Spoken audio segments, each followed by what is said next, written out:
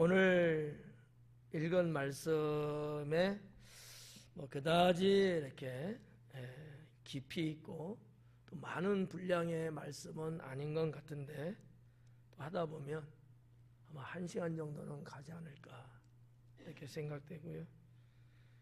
한 절 한 절 단어 그 속에 감추어진 메시지가 무언지를 또 뿐만 아니라 이게 무슨 뜻이구나 좀 성경 지식적인 부분도 아울러 여러분들이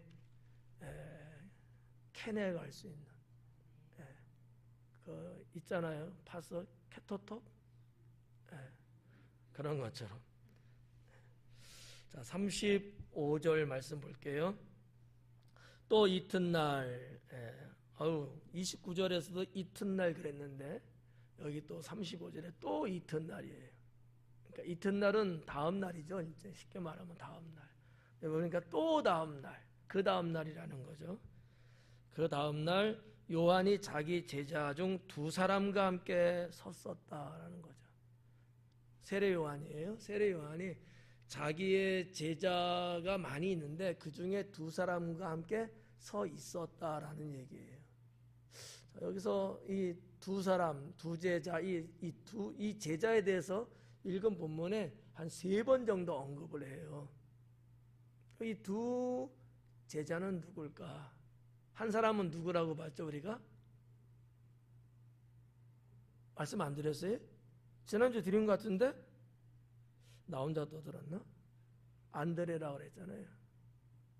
아닌가? 죄송해요. 내가 잘못했나 보네.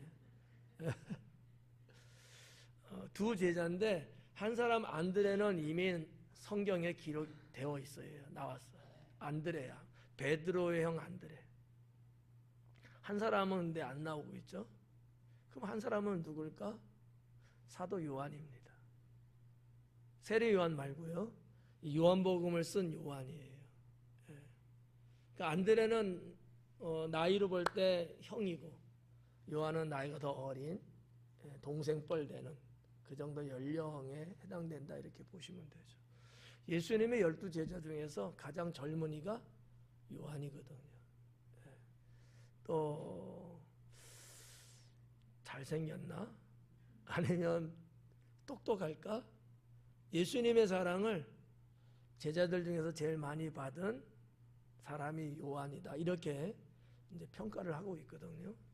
뭐 때문에 그런지 모르지만 아무튼 이 요한은 그런 사람이었어요. 그래서 사도 요한이 자기가 기록한 이 요한복음에 자기 이름은 거명 안 하지만 기록은 안 하지만 그는 요한이라고 성경 학자들이나 또 이 고대 사본적인 이런 걸 여러 가지로 연구하고 유추해 봤을 때 요한이다 이렇게 이제 보고 있는 거죠.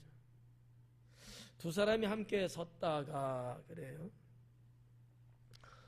36절에 예수님께서 건의심을 보고 말하되 보라 하나님의 어린 양이로다 그래요.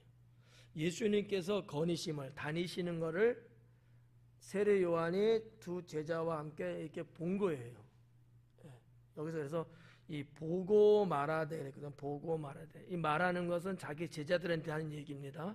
보고 말. 이 보고라는 것이 엠플레삽스라고 하는 단어인데 이게 그냥 보는 게 아니고 주의 있게 깊이 있게 뚜렷이 이런 의미를 갖고 있는 보다라는 동사예요. 그냥 이렇게 쓱 봤다 이게 아니고 자세히 이렇게 보는 거야. 누구지? 이런 식으로. 그러니까 어떤 사물에 대한 것을 놓칠 리는 없어요. 그냥 쓱 본 게 아니니까 자세히 주목해서 봤기 때문에 분명하게 본 거죠. 그 얘기예요 지금. 근데 이런 설명 같은 거를 성경에 다 쓸 수는 없으니까 그냥 간단하게 봤다라고 하는 단어로만 번역이 된 거죠. 건의심을 다니심을 보고 말하되 보라 하나님의 어린 양이로다 그래요. 보라라는 것은 뭐 여러 번 많이 나왔다 그랬잖아요. 제자들이 뭐 이때는 딴 데 쳐다봤는지도 모르지. 근데 세례 요한은 보라라는 말을 하면서 집중해, 이런 의미 같은, 여기 봐봐, 뭐 이런 것 같은, 제자들의 눈길을 한쪽으로 모아 세우는 이러한 어떠한 역할로서 이야기를 한 거예요. 야 봐봐, 이런 식으로. 상당히 한국 스타일이죠. 충청도 스타일은 뭐예요? 에? 뭐라 그래? 봐유, 그래? 자, 봐, 이런 거. 아주 단순한 거, 봐, 이런 거거든. 이런 것들이 성경의 사복음서에 좀 많이 나와요. 많이 나와. 근데 그만큼 중요하기 때문에 그렇게 권면이라고 할까? 명령이라고 할까? 그렇게 이제 제시하는 내용인데, 뭐라 그러냐면 하나님의 어린 양이로다 그럽니다. 자, 29절에도 보니까 29절에도 세례 요한이 제자들에게 뭐라 그래요? 세상 죄를 지고 가는 하나님의 어린 양이로다 이렇게 말했거든요. 근데 여기 지금 36절에서도 또 하나님의 어린 양이다 이렇게 이야기하는 거예요. 그러니까 이제 뭐 우리가 이제 좀 신학에서 이야기하면 이 어린 양 사상이거든요. 근데 보편적으로 그냥 어린 양 하면 이제 뭐 갓 태어나고 얼마 안 된 어린 양이면 이렇게 볼 수 있는데, 그렇게 보는 사람은 거의 없어요. 실제적인 어린 양이 있어서 어린 양이네 이렇게 말하면 그게 맞는데, 그냥 대화나 뭐 등등으로 이렇게, 아니면 그 당시도 스승들이 제자들에게 어떤 이야기를 해줄 때 어린 양이라는 단어가 나오면 유대 백성들은 실제적인 어린 양 크기를 생각을 안 해요. 이사야서에서 예언하고 있는 메시아를 생각한다는 거죠. 네. 이게 달라요. 그래서 이제 제가 어린 양 사상이라는 말씀을 드린 거예요. 유대인들의 사상 속에는 이 어린 양 신앙이 있습니다. 어린 양 신앙. 근데 거기 또 그냥 어린 양이 아니잖아요. 하나님의 어린 양. 그러니까 세례 요한의 제자들은 당연히 유대인들이니까 이게 뭐라는 걸 안 거예요. 이사야 선지자를 통해서 예언한 말씀에 그 어린 양 메시아를 말하는구나 이렇게 알아들은 거예요. 우리 한국 사람 같으면 어린 양이라면 뭘 생각해? 잡아먹어도 살이 보들보들하고, 이게 아닌 거야.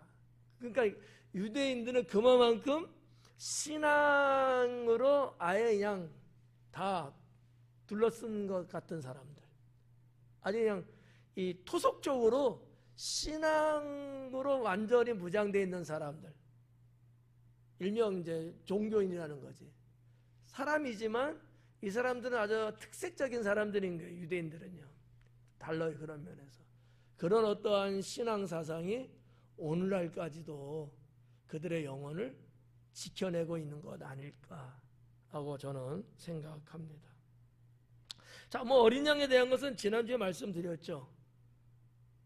뭐 제사를 지낼 때 어린 양을 드리라고 했고, 이게 이제 뭐 신명기라든지 레위기 이런 데도 어린 양 얘기는 나오거든요.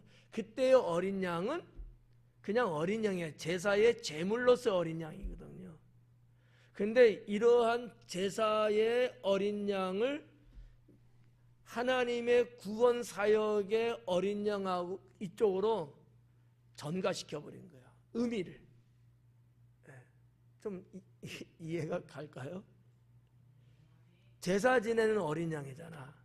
자, 지난주에도 아사셀 양이 말씀드렸잖아요. 그 당시에는 그랬어요.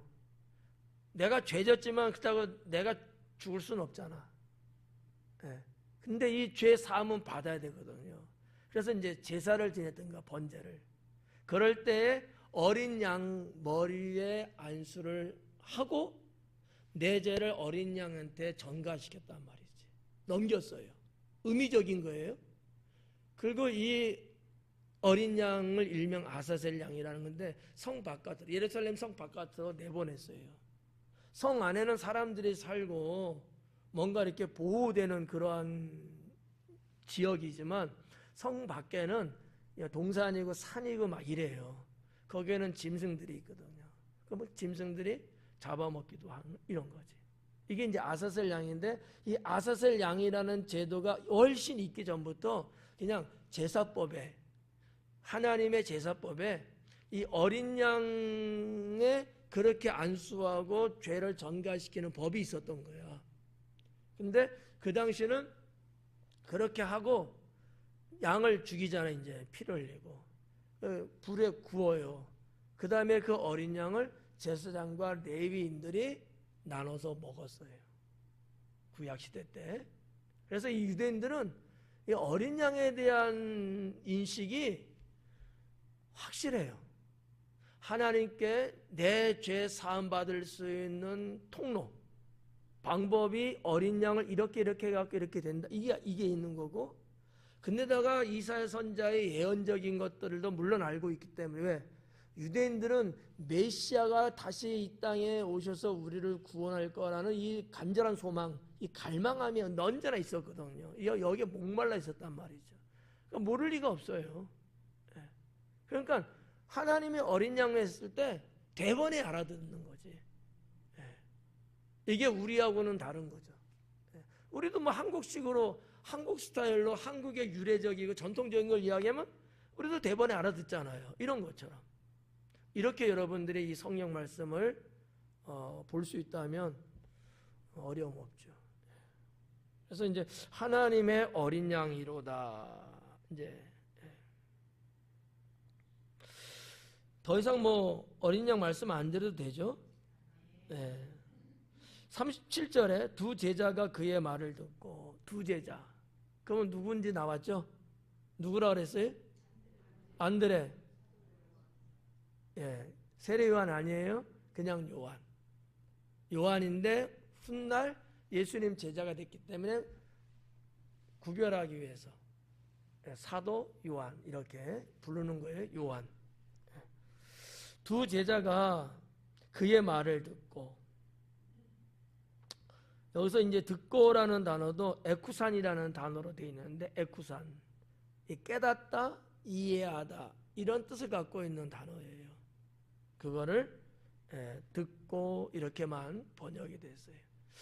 좀 더 이거를 그의 말씀을 듣고 깨달아 이렇게 하면 훨씬 더 쉬울 텐데, 아니면 그의 말을 이해하고 예수를 따르거나 이렇게 해도 좋고, 그런데 너무 그냥 밋밋하게 듣고 이렇게 아주 기본 동사적인 거로만 기록이 돼갖고 사실 성경을 보는 성도 입장에서는 이 무슨 말인지 좀 더 정확하게 이해하기는 좀 어렵지 않을까라는 거죠. 하긴 또 이렇게 해야 또 성경이 또 이렇게 두께가 요 정도밖에 안 되지, 다 풀어 다 기록하면 이만큼 될 것 같아. 예. 뭐 학자들이 뭐 어련히 뭐 잘 알아서 했을 텐데, 자, 아무튼 우리는 뭐 공부하는 측면에서 듣고 예수님을 따랐다. 그냥 단순하게 들려오는 소리가 듣고가 아니고, 아, 우리 선생님이 말하는 것이 무슨 말이구나라는 걸 깨닫고 이해했다는 얘기예요. 긁고 나서 따랐다는 거죠. 무작정 우리 선생님 말하니까 우리 예수님께로 가자 이게 아니고, 그 말이 무슨 말인지 아는 거야. 하나님의 어린 양이로다 하는 말이 무슨 말인지 안 거야. 그러면 더 이상 망설일 이유가 없다는 거지. 우리의 본질적인, 우리의 근본적인 제자도는 메시아를 쫓는 거니까 뭐 바로 그냥 예수님께로 이 두 제자가 갔다는 것이 이해가 되는 거죠. 예. 자기 스승도 자기 제자들한테 메시아 대신 예수님께 가라고 허용한 상황이거든요. 그러니까 제자들이 인신머리 없이 그냥 싹 가버리네? 이게 아니고 아주 자연스러운 거고요. 자연스러운 거. 그 다음에 이제 38절에 보니까 예수님께서 돌이켜 그 따르는 것을 보시고 물어 이르되 그래요. 따르는 것을 보시고, 예수님께서 돌이켜 그 따르는 것을 보시고, 따르는 거예요. 그 예수님을 왔으니까 따르잖아요. 이게 이제 어떻게 보면 제자도라는 얘기죠. 제자는 스승을 멀리 격을 두지 말고 바짝 따라야 되는 거예요. 이 거리를 멀리 두면 좀 정신이 해이해지고 영적으로 말하면 사탄이 틈타게 되고. 그러니까 예수님께서 하신 말씀이잖아요. 따르는 것을 봤다는 거야. 나를 따르는 거야. 분명히 예수님도 요한의 제자라는 걸 분명히 알 거예요. 근데 그들이 나를 따라 계속 오는 것을 느끼고 있는 거예요. 그러니까 뭐라 그래요? 물어 이르시되 무엇을 구하느냐. 그냥 올 리는 없을 것 같고. 예. 왜? 요한의 제자인 게 뻔한데 나를 계속 따라, 자기 스승을 따라가야 되는데 나를 따랐을 때는 뭔가 구하는 게 있지 않겠느냐. 그래서 이 구하다라는 단어가 이 제테오라는 단어거든요. 근데 여기는 이제 제테오의 이제 문법이 변화가 이렇게 있어갖고 조금 좀 달라졌지만 기본 동사는 제테오예요. 그래서 뭐라고 성경이 기록했냐면 티 제테이테 이렇게 했어요. 그게 무슨 얘기냐? 무엇을 구하느냐라는 뜻이에요. 근데 이 제테오라는 단어의 기본적인 의미는 뭐냐면 어떤 것을 얻기 위해서 간절하게 구하는 상태? 그런 어떤 모습? 이런 거를 갖고 있는 단어가 제테오라는 단어거든요.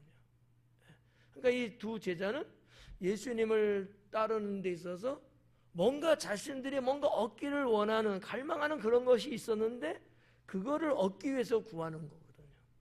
그러니까 예수님이 그렇게 이제 묻는 거예요. 너희가 도대체 뭐를 얻기 위해서 이렇게 나를 쫓아오느냐? 이제 이런 어떠한 의미로서 말씀을 하셨을 거예요. 그랬더니 두 제자가 뭐라 그래요? 랍비여 어디 계시오니까? 어때요, 여러분? 너희는 무엇을 구하느냐 그랬더니만 제자들은 뭐라 그래? 랍비여 어디 계십니까? 이렇게 말한 거야. 이런 걸 갖고 뭐라고 말해요? 우리가 사자성어로 동문서답. 이 말이 안 맞잖아요, 지금. 동문서답은 아닙니다. 이게 유대인들의 언어 방식이에요. 보통 이제 관용적이다 이렇게 표현하는데, 관용이라는 얘기는 관용이라는 얘기는 쉬운 말로 그냥 늘 그 사람들이 늘 그냥 이렇게 잘 쓰는 용어를 관용이라고 표현해요. 여러분들도 그런 게 있지 않아요? 남이 알아듣든 못 알아듣든 뭐 서울 사람이 뭐 알면 뭐 모르면 뭐해. 우리들끼리 서로 이렇게 말만 툭 던지면 알아듣는 게 있어요. 그런 관용적인 거거든. 그러니까 랍비여 어디 계십니까? 이 말은 정말 어디 있냐고 뭐 찾아서 이런 얘기가 아니고 대화하고 싶습니다라는 뜻이에요. 랍비여 선생님이요. 우리가 선생님한테 가서 대화 좀 나누고 싶습니다. 이런 뜻이거든요. 근데 구약 시대 때도 그러지만 예수님 당시에도 이렇게 말하는데 특히 이제 그 유대인들이 그 율법사들한테, 율법 교사들한테 뭔가 궁금한 거, 또 배우고 싶은 거, 뭐 알기 원하는 거, 이 등등의 이러한 것이 있을 때 이렇게 이야기를 했어요. 예, 그러면 뭐 그들만의 대화니까 무슨 말인지 알아듣는 거죠. 예, 우리는 전혀 몰라요, 그렇게 말하면. 여러분, 요즘 뭐 드라마 아주 뭐 대히트 치는 드라마 있다며요. 예? 예, 폭삭 속았수다. 그러니까 우리 제주도 말 모르는 사람은 속았어? 이러잖아. 예. 언젠가 얼마 전에도 목사님들 이렇게 했는데 폭삭 속았수다니까 얼마나 속았대요? 그러더라고요. 그거 제주도 방언이야. 그러니까 그래요? 예. 모르니까 뭐 이런 거예요. 어떻게 보면 여기 지금 이 성경 말씀도 어디 계십니까? 이렇게 말한 게 정말 어디 계신가? 이거 찾으려고 그런 게 아니다. 대화를 나누고 싶어서 대화 좀 하겠습니다. 이렇게 표현하는 거라는 거죠. 이것이 헬라 성경에 푸메네이스라는 단어로 기록되어 있더라고요. 푸메네이스. 그게 어디 계십니까? 라는 뜻이거든요. 자, 아무튼 이렇게 뭐 이거 누가 풀어주지 않으면 뭐 무슨 말인지 뭐 알기나 하겠어요. 이렇게 또 강해를 하니까 설교할 때는 이런 거 말도 못해. 시간도 없고. 그러면 이제 동문서답은 아닌 것 같죠? 우리가 볼 때는 동문서답인데 유대인들이 그들이 볼 때는 동문서답이 아니야. 아주 제대로 적중하는 대화가 오고 가고 있는 거죠. 뭐 납비는 번역하면 선생이라. 납비. 좀 훌륭하고 존경스러운 사람들 이런 분들한테 납비라는 호칭을 썼는데 선생이라는 뜻이라는 거예요. 그래서 디다스칼로스라는 단어가 돼 있어요.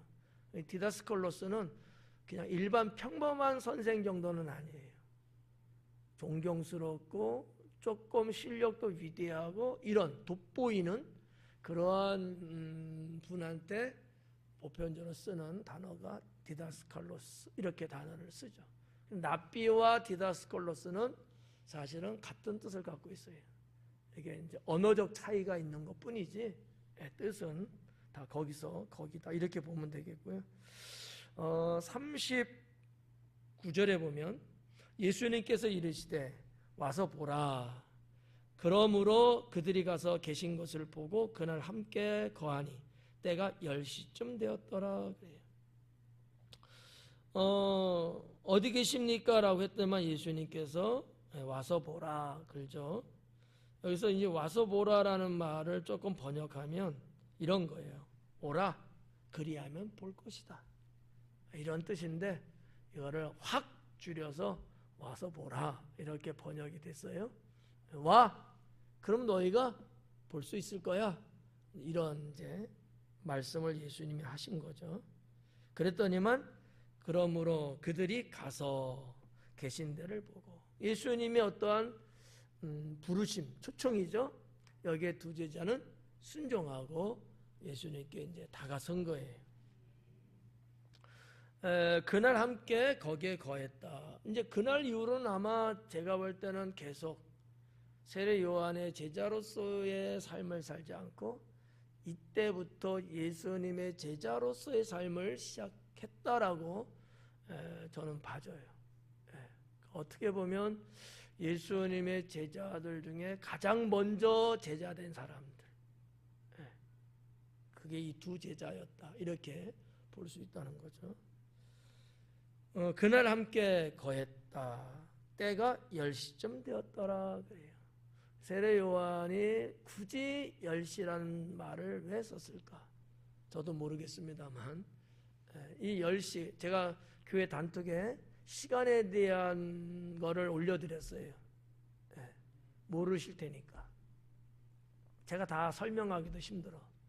그래서 자료를 올려드렸어요. 구약시대 때 시간에 대한 것을 어떻게 말했는데 그게 지금의 어떤 시간을 말하는 건지, 신약시대 때의 낮에는 시간을 어떻게, 밤에는 시간을 어떻게, 그것이 지금 우리 사용하는 시간하고는 어떻게 맞는 건지 이렇게 했는데, 그냥 간략하게 하나만 말씀드리면 공간복음. 자, 공간복음은 뭐를 공간복음이라 한다 그랬어요? 이래서 제자가 안 돼. 공간복음은 어디가 공간복음이에요? 마태복음, 마가복음, 누가복음. 이 세 가지가 공간복음이야. 다음 주에 시험 봐요. 이 공간복음의 시간, 그렇죠. 공간복음의 시간, 세 복음서에 기록된 시간하고 요한복음에 기록된 시간하고는 달라요. 같은 유대인인데도 불구하고. 글쎄 뭐 때문에 그런지는 모르겠어요.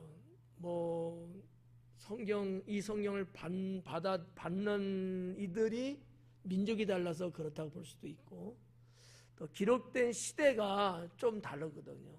공간복음 훨씬 앞에 기록된 거, 연도가 요한복음이 뒤에 기록된 거기 때문에 그래서 또 그럴 수도 있는데, 자, 앞에 공간복음은 유대식 시간을 썼어요. 근데 요한복음은 로마식 시간을 썼거든요. 달라.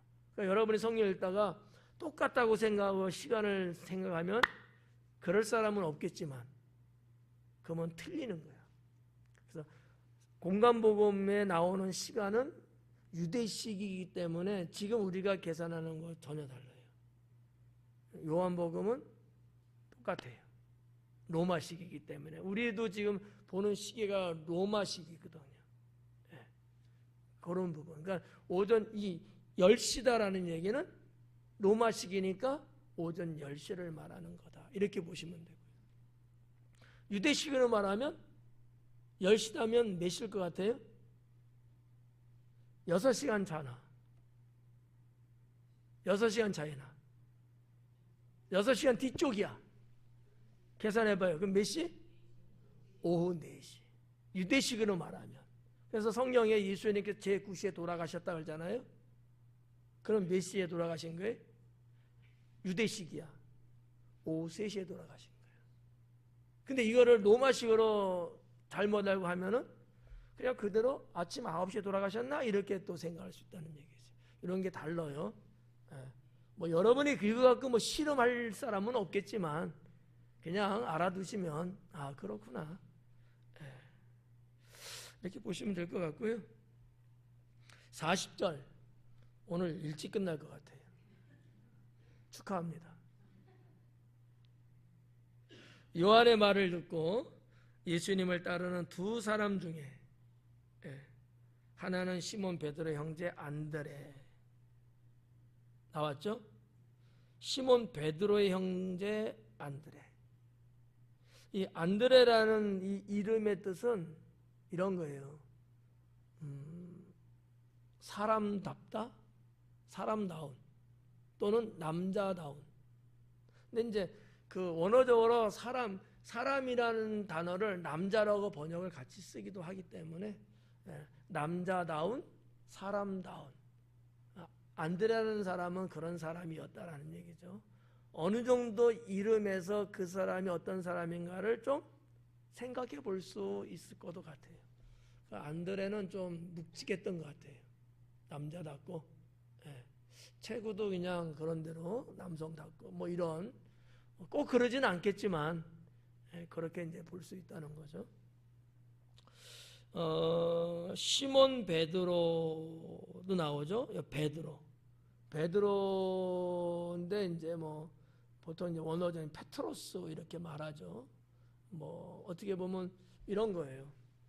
이게 조금 말하는 사람마다 좀 다르긴 한데 일명 그냥 바위 이렇게 말할 수도 있고요. 돌 이렇게 말할 수 있는데 조금 더 정확하게 말하면 돌과 바위 중간 정도. 일반 돌보다는 좀 큰, 바위보다는 좀 작은 그런 돌. 이게 페트로스라는 단어가 갖고 있는 거고요. 거기에 비해서 페트라라는 단어가 또 있죠. 이 페트라는 암석의 의미가 강합니다. 바위인데 똑같은 바위예요. 바위인데 큰 바위, 암석 이런 거 이럴 때 이제 페트라. 성지순례 가면 이 페트라라는 데를 가잖아요. 엄청나잖아요, 암석이. 그래서 페트라는 거예요. 그러니까 이제 이런 거 이거 갖고도 이제 뭐 로마 캐톨릭하고 기독교는 서로가 또 한바탕 또 3라운드 전쟁을 또 이렇게 막 하지. 왜냐하면 로마 캐톨릭에서는 베드로를 초대 교황이라고 자꾸 말하거든. 그런 식으로. 근데 왜 그러냐면은 그 예수님이 신앙 고백했을 때 너 위에다 이렇게 번역을 해요. 반석 위에 신앙 고백인 페트라 반석 위에 교회 세우겠다는 말씀인데 캐톨릭은 굳이 그거를 자꾸 베드로 위에 베드로라고 이야기하거든요. 근데 베드로 위에 세웠으면 실패했어요. 그게 아니고 그가 고백한 주는 그리스도시요 살아계신 하나님의 아들이십니다. 그 진리 말씀 위에 내 교회를 세우는 문제였거든요. 이런 게 또 이렇게 해석상 또 다르게 또 나오는 거죠. 자, 그래서 40절에 보면 이제 그런 부분들. 41절. 그가 먼저 자기의 형제 시몬을 찾아 말하되, 그가 먼저 자기의 형제 시몬을 찾아. 많은 사람들, 아마 안드레에게 같은 세례 요한의 제자들 뭐 등등도 많이 있었을 거예요. 그럼에도 불구하고 가장 먼저 떠오른 사람은 자기의 형제 베드로였다는 사실이죠. 상당히 시사하는 바가 커요. 복음에 가장 먼저 전해야 될 대상이 누굴까? 가족이겠죠. 가족. 여러분, 요한복음에 물론 나오는 겁니다만 우물가 여인 나오잖아요. 우물가에서 예수님을 만나고 물을 달라 했을 때, 네가 물 달라는 사람이 누군지를 알았더라면, 예수님이 그런 말씀하시면서 여인이 영안이 열리고 메시아라는 것을 발견하게 되죠. 그리고 확 달려서 자기 집으로 가죠. 그리고 내가 메시아를 만났다. 똑같아요. 안드레도 내가 메시아를 만났다 라는 얘기예요. 여기 들잖아요. 우리가 메시아를 만났다고. 그래서 말하는 우리도 안드레와 누구? 요한을 말하는 거예요. 그래서 이제 자기 형제 시몬을 찾아 말하되 우리가 메시아를 만났다고. 시몬이 원래 이름이에요. 여러분, 침대하면 무슨 침대? 시몬스 침대. 어원이 같아요. 근데 상당히 좋은 이름이기도 하고 흔한 이름이기도 하고. 야곱의 아들 12아들 중에 누가 있어요? 시므온. 다 같은 거예요. 어원으로 이렇게 차서 올라가면. 그래서 이제 시몬의 이름이 유대인들에게 참 많아요. 요한도 많고 시몬도 많고. 우리에게 있어서는 철수, 영식이, 남자 이런 거 있잖아요. 비슷한 거죠. 이제 형제 시몬을 찾아 말하되 우리가 메시아를 만났다고. 메시아는 번역하면 그리스도라라는 거죠. 그리스도라는 말도 뭐 유래가 이제 있고 뭐 여러 가지 있는데, 기름 부음 받은 자라는 뜻이에요. 그리스도라는 얘기는 기름 부음을 받은 자. 그럼 유대인들에게 있어서 기름을 머리에 붓는 경우는 딱 세 가지. 하나는 왕 즉위식 할 때, 왕으로 세울 때 즉위식 하잖아요. 그때 기름을 붓고요. 그 다음에 제사장, 그 다음에 선지자. 이 세 직을 할 때에는 기름을 부었어요.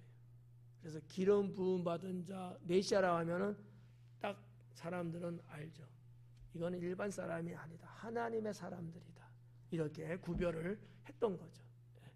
그래서 뭐 목사님들도 임직할 때 안수기도를 하죠. 그게 뭐 진짜 막 기름을 붓는 건 아닌데 영적인 의미죠.